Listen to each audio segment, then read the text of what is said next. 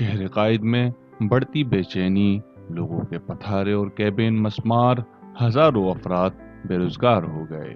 اوپر سے آئے روز مہنگائی ہونے سے لوگوں میں تشویش بڑھنے لگی۔ حکومتی دعوے سب جھوٹے نکلے۔ بڑھتی بے روزگاری کے سبب کراچی میں اسٹریٹ کرائم میں کافی حد تک اضافہ ہو گیا۔ اگر بے روزگاری پر قابو نہ پایا گیا تو شہر قائد سے شہر اقتدار تک لوٹ مار میں اضافہ ہو جائے گا۔ جرائم کی شرح کو پھر سے عروج مل جائے گا۔ بے روزگاری سے تنگ افراد سڑکوں پر ہوں گے۔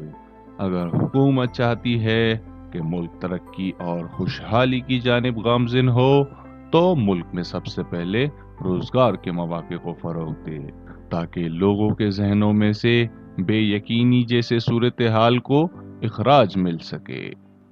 میں فسانے تلاش کرتا ہوں، آپ عنوان ڈھونڈ کر لائیں، آؤ بادہ کشوں کی بستی سے چند انسان ڈھونڈ کر لائیں۔